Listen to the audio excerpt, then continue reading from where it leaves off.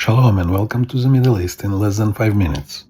I'm Igal, and today we are talking about the people who dedicated their entire lives to peace with Gaza, who employed Gazans in their homes, who drove sick Palestinian children to Israeli hospitals for free, and how those Gazans gave Hamas the intelligence to murder them in their beds.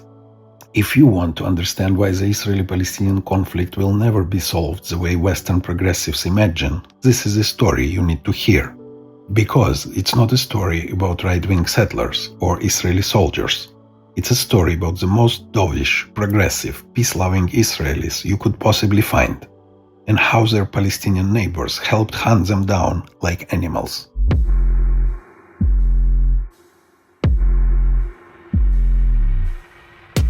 The kibbutzim near Gaza. The communities that were attacked on October 7 weren't settlements in the West Bank. They were not military outposts. They were kibbutzim, socialist, egalitarian communities, located inside Israel's internationally recognized borders within a few kilometers of the Gaza fence. Places like Kfar Aza, Be'eri, Nir Oz, Nahal Oz, Re'im, Kisufim, Holit, Sufa, Mefalsim, and others. These weren't communities of religious zealots or right-wing nationalists. This was secular, left-wing Israelis. Many were artists, teachers, musicians, farmers, environmentalists, pacifists. They didn't just tolerate Palestinians. They actively worked for peace with them.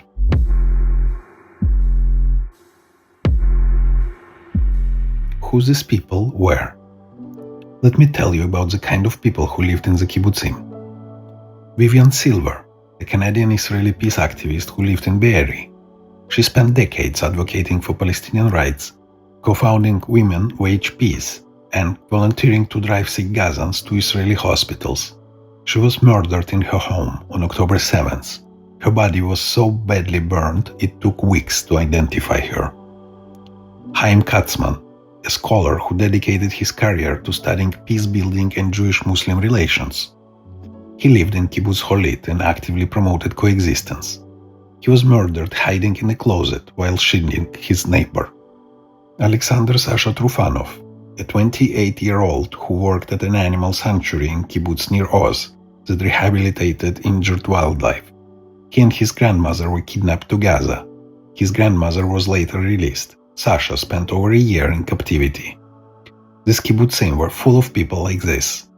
People who employed Gazans in their homes, on their farms, in their factories, drove sick Palestinian children to Israeli hospitals for free, regularly, for years, advocated for lifting the blockade on Gaza, protested against Israeli government policies they saw as too harsh, donated money to Palestinian causes, believed in coexistence in peace in two-state solution.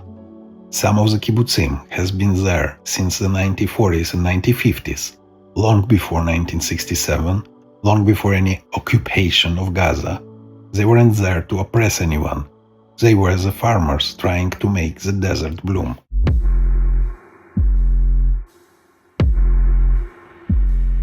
The employment and the intelligence. Here's where the story gets dark. For years, thousands of Gazans were granted work permits to cross into Israel and work in this kibbutzim. They worked as farmhands, construction workers, maintenance staff, gardeners, housekeepers. The kibbutzniks welcomed them. They paid them well, far better than they could earn in Gaza. They treated them with dignity. They saw this employment as a bridge, proof that Israelis and Palestinians could work side by side, build trust, create mutual prosperity. They were building peace, one job at a time. Or so they thought. What was really happening? Those Gazan workers were gathering intelligence, detailed, systematic intelligence, and they were passing it to Hamas. Hamas didn't just get maps of the kibbutzim. They got floor plans of individual houses. They knew which families lived where. They knew how many children were in each home. They knew where the safe rooms were. They knew which houses had weapons. They knew the locations of the kibbutz security armory. They knew where the elderly lived. They knew the daily routines. They even knew where the dogs were, because on October 7th, Hamas fighters shot the dog first, so they wouldn't bark and alert residents. How did they know all of this? Because the Gazan workers told them. Reports have emerged, confirmed by Israeli intelligence and interrogations of captured Hamas terrorists, that Gazan civilians who worked in this kibbutzim provided detailed intelligence to Hamas. Some did it willingly, some were coerced, but the intelligence flowed. Floor plans, family details, security protocols, locations of weapons, locations of generators, everything. October 7th, the massacre. On the morning of October 7, 2023, at 6:29 a.m., thousands of Hamas terrorists breached the Gaza fence and poured into southern Israel. They went straight to this kibbutzim, and they knew exactly where to go. They didn't wander around randomly. They went house to house with precision. They knew which families to target. They knew where the children's bedrooms were. They knew where people would hide. Kibbutz Be'eri, over 100 residents murdered, entire families wiped out, bodies found burned beyond recognition. Kibbutz Kfar Aza, 64 murdered, babies killed in their cribs, parents executed in front of their children. Kibbutz Nir Oz, a quarter of the population either murdered or kidnapped, entire families dragged into Gaza. Kibbutz Nahal Oz, children murdered, women raped, homes burned. The terrorists didn't just kill, they tortured, they raped, they mutilated. They took videos and posted them online, celebrating. And they did it to the very people who had employed them, who had advocated for them, who had driven their children to hospitals.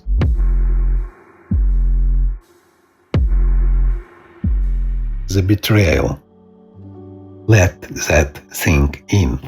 Gazan workers who were welcomed into Israeli homes, who ate at their tables, who met their children, who were treated with kindness and respect, went back to Gaza and drew maps for Hamas. This is a house where the family with 3 kids lives. The parents sleep here, the safe room is here, they have a dog, the father keeps a pistol in a bedroom. And then Hamas came and slaughtered them. Vivian Silver, who spent years driving sick Gazans to hospitals, was burned alive in her home. The people of kibbutz Nir Oz, who employed Gazan workers for decades, saw 77 either murdered or kidnapped. The residents of Be'eri, who believed in peace, who voted for left-wing parties, who opposed the occupation, were massacred in a coordinated attack enabled by intelligence from the very Gazans they employed. This is the reality of coexistence that the Western left refuses to see.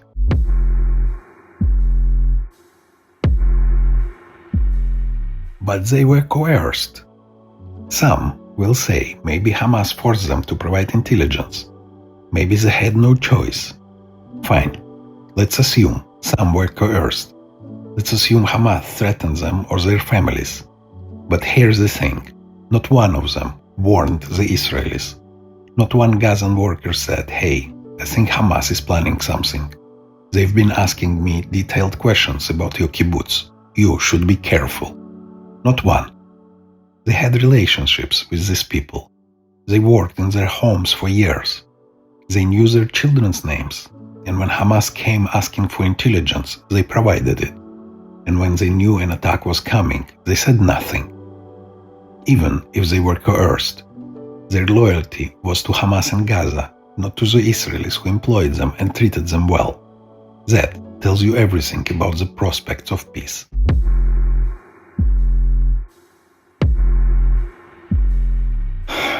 The surveillance operation. This wasn't just casual intelligence gathering. This was a years-long, systematic surveillance operation. Hamas used the work permits as a Trojan horse. They identified Gazans who could get jobs in Israeli kibbutzim, tasked them with gathering intelligence, and built detailed dossiers on every community. Israeli investigations after October 7th uncovered detailed maps of kibbutzim found on dead Hamas terrorists showing individual houses, security positions, and entry points, lists of names and addresses of residents, photos of houses taken by Gazan workers, information about weapons, where guns were stored, who had firearms training, details about security protocols, when guards changed shifts, where the cameras were located, information about animals, where dogs were kept so they could be killed first. This wasn't improvised, this was planned meticulously over years, and it was enabled by the very coexistence these Israelis were trying to build.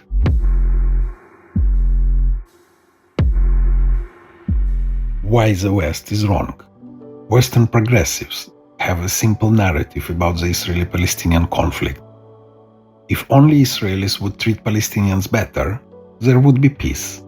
If only there were more interaction, more economic cooperation, more understanding, the conflict would end. The Gaza-border kibbutzim were a test case for this theory. These Israelis did everything right according to the progressive playbook. Employed Palestinians, paid them well, treated them with dignity, provided humanitarian aid, advocated for Palestinian rights, opposed their own government's hardline policies, believed in coexistence, built personal relationships. And what happened? They were butchered. Not by strangers, not by people they'd wronged, but with the help of the very people they tried to live in peace with. The Western fantasy of coexistence died on October 7th in the burned homes of Kibbutz Be'eri.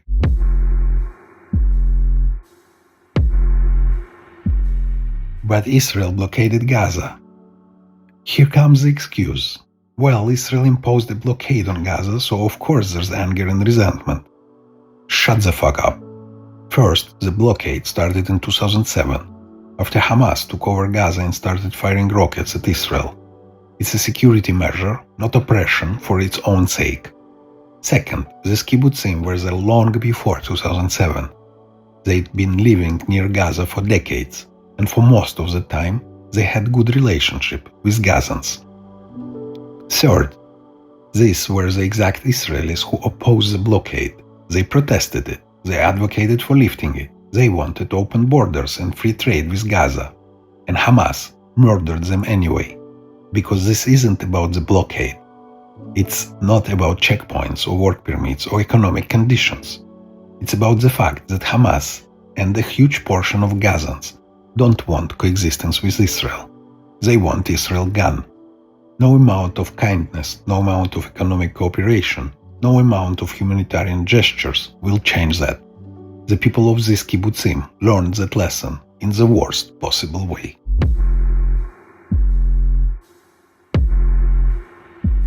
The polls. After October 7th, polls were conducted among Palestinians. 72% of Palestinians in Gaza and the West Bank supported the October 7th attack. Let me repeat that.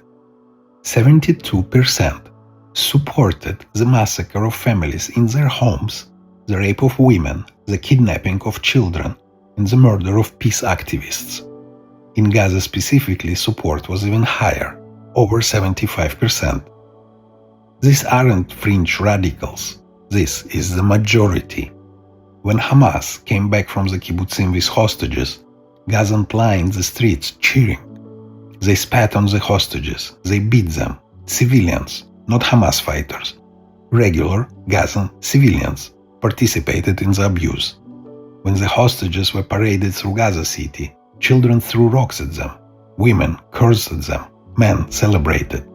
This is a society that Western progressives want Israel to make peace with.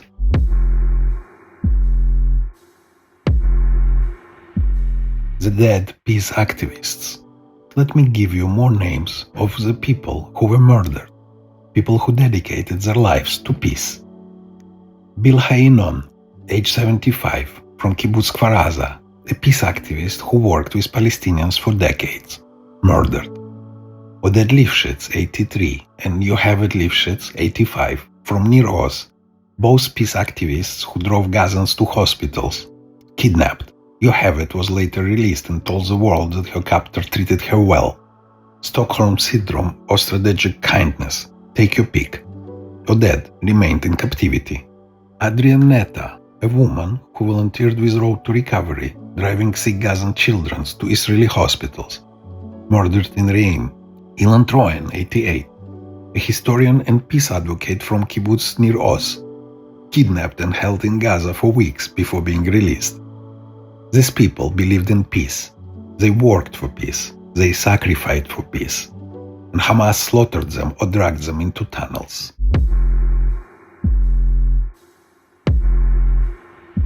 What this means?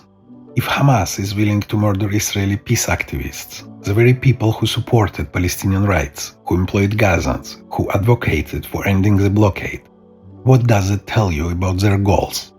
It tells you that Hamas doesn't want peace. Hamas wants victory. It tells you that no Israeli is acceptable. Not the settlers, not the soldiers, not the peace activists. They're all targets. It tells you that coexistence is not the goal. Elimination is. And it tells you that a significant portion of Palestinian society, enough to provide intelligence, enough to cheer in the street, enough to show 75% support in polls, agrees with Hamas. This isn't a conflict that can be solved with more dialogue, more understanding, more humanitarian gestures. Because the other side doesn't want dialogue. They want you dead.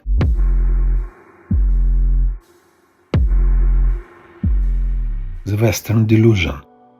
Western progressives live in a fantasy world where everyone wants peace, and conflicts exist only because of misunderstanding or oppression. They think if you just treat people better, if we just give them economic opportunities, if we just show them kindness, they will reciprocate. October 7th shattered that delusion. The Israelis in those kibbutzim did everything Western progressives say Israelis should do. They extended the hand of friendship. They built economic ties. They advocated for Palestinian rights. And the Gazans they employed helped Hamas murder them. You can't coexist with people who want you dead. You cannot build peace with people who see kindness as weakness and opportunity as a chance to gather intelligence for your destruction. You cannot make a two-state solution work when 75% of the other side supports massacring your civilians.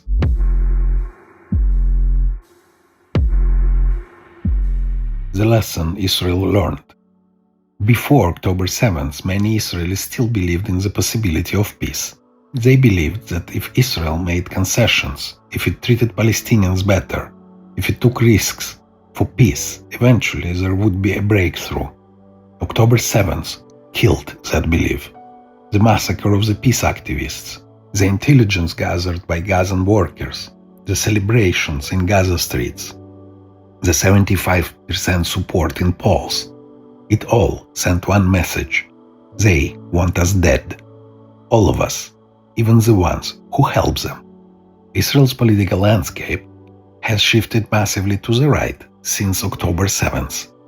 Not because Israelis became more racist or more nationalist, but because they learned a brutal lesson. The enemy is not interested in peace. When your peace activists are murdered by the people they tried to help, when the Gazans you employed draw maps for Hamas, when 75% of Palestinians support your slaughter, what conclusion are you supposed to draw? That more kindness is needed? That more concessions will work? Or that the conflict is existential and the one side will not stop until you are gone?